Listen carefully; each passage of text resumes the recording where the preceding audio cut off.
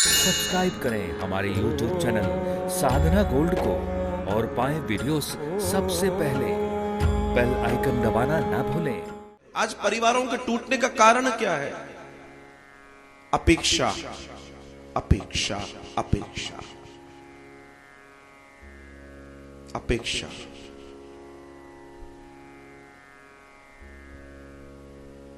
ये अपेक्षा ही है जिसने घरों के अंदर स्थितियां गड़बड़ कर दी है महाराज। अपेक्षाओं ने। तुम्हारी अपेक्षाओं की अपेक्षा जब पूरी नहीं होती तो तुम्हारे अंदर उपेक्षा पैदा हो जाती है, तुम क्रोधित हो जाते हो। और तुम्हारे इस क्रोध ने तुम्हारे ही घर को बिगाड़ा है, किसी को नहीं बिगाड़ा।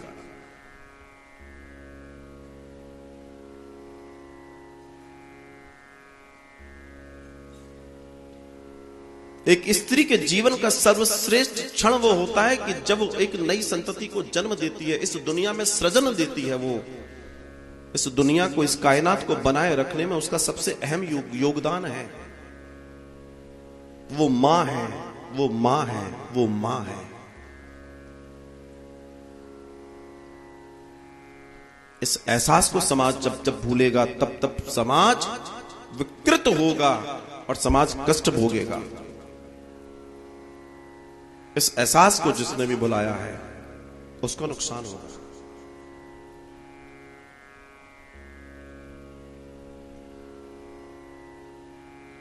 कुंती के दर्द की दास्तान देखिए। कुंती क्या कह रही है? भगवान कह रहे हैं कि बुआ, तुमने पूरे जीवन में दुख ही दुख देखा है।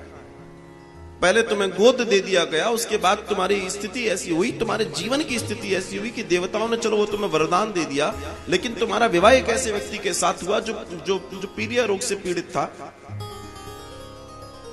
पत्नी भाव से आपको छू नहीं सकता था और उसके बाद उसकी भी मृत्यु हो जाती है। तुम्हारे 5 बच्चों को जो देवताओं के द्वारा तुम्हें मिले, उन सब के लिए 100 कौरव खड़े हुए थे मारने के लिए, और तुम्हारी पूरी जिंदगी उनको बचाने में लग गई। और तुम कहती है दुख दे दो। कुंती कहती है हाँ दुख चाहिए, दुख चाहिए। क्यों? क्योंकि इस समय ईश्वर का साथ होता है और जब ईश्वर की याद होती है तो मजबूती बनी रहती है।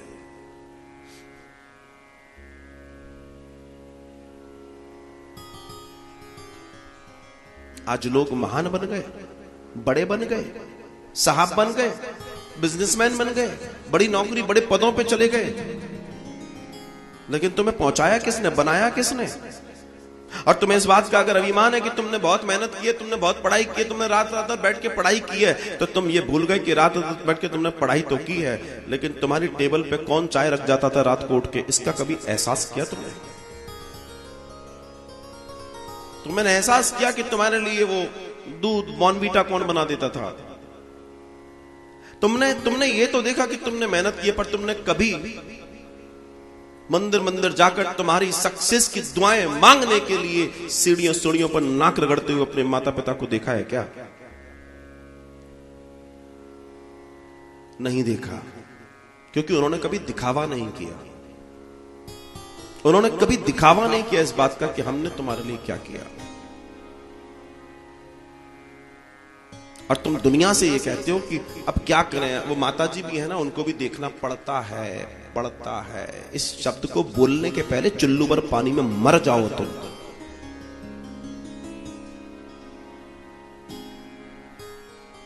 क्यों पैदा कर दिया गया तुम जैसे लोगों को? मुझे आश्चर्य होता है।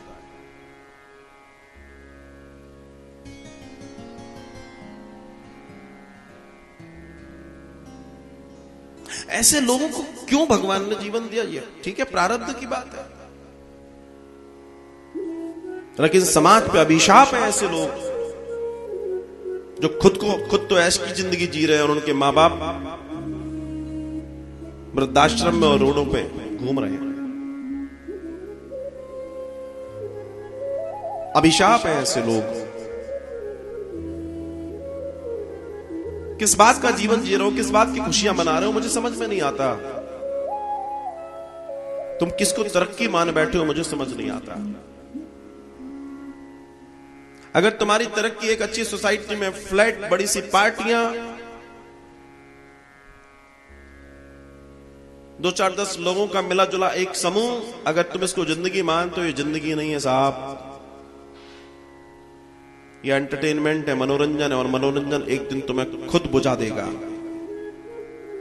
क्योंकि जो चीज आज हमें अच्छी लग रही है, कल को उससे तुम्हें बोर होना ही है। ये जीवन का सत्य है। तुम बोर होगे, तुम खत्म होगे, तुम समाप्त होगे, ये तय मान के चल लेना। तुम्हारे पास जो भी कुछ है, मगर माता पिताओं की दुआओं से बड़ा नहीं हो सकता, आशीर्वाद से बड़ा नहीं हो सकता, नहीं हो सकता, नहीं हो सकता। ये फैक्ट है। हजारों रोते हुए, चीखते हुए लोगों के फोन जब यहां पहुंचते हैं ना, तो कहानियां निकल आती हैं, कहानियां। क्या तुम्हारे पास ही तुम्हारे सपनों की उड़ान के लिए पंख हैं? क्या उनके पंख नहीं है? क्या उनकी आकांक्षा, अभिलाषाएं नहीं है?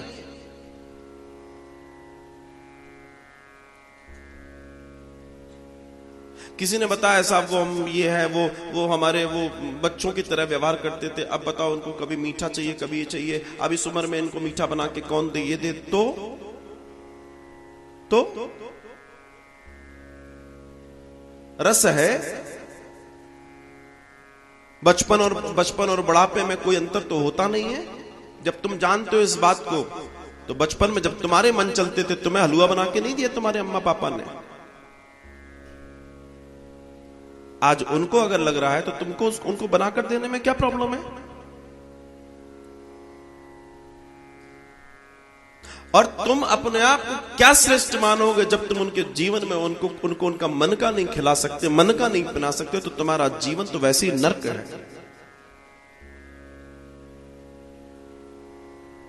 वैसे ही नर्क है।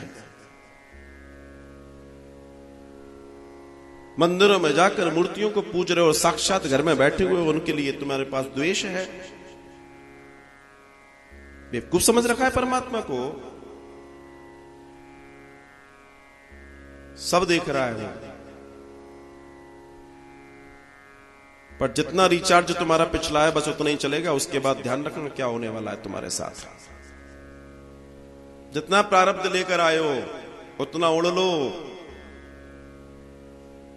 जितनी चाबी भरी राम ने उतना क्या चले खिलौना, बस उतना ही है। जितने पीछे का तुम्हारा प्रारब्ध है उतना तुम मना लो पार्टियां और ये सब कुछ। वृद्धाश्रम में बढ़ती हुई वृद्ध जनों की फौज, मैं संख्या नहीं कहूंगा, फौज कहूंगा।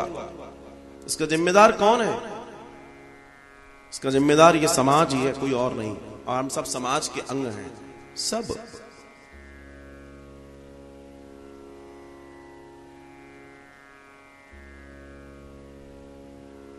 पूरी दुनिया की बात करते हो, ऑफिस की बात करते हो, बिजनेस की बात करते हो, एक घर को नहीं संभाल पा रहे,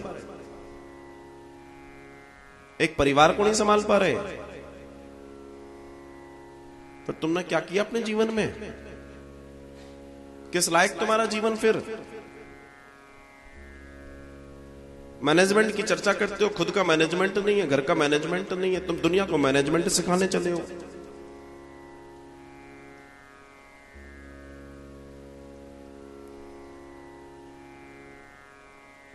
इसलिए मैं बार बार दर्शन देता हूं कि साहब अगर जीवन को जीने की कला सीखनी है, वास्तव में दुनिया में अगर आप श्रेष्ठ इंसान बनना है, तो सत्संग से जुड़िए। सत्संग ही है जो आपको सत्य का दर्पण दिखाएगा और आपको जीवन देगा। भय बिन होत न प्रीत। जब तुम सत्य को जान लोगे तो तुम्हें पता पड़ेगा जो तुम कर रहे हो उसकी वजह से ये पाप लगेगा, ये गलत है, ये सही है, ये गलत है, ये सही है।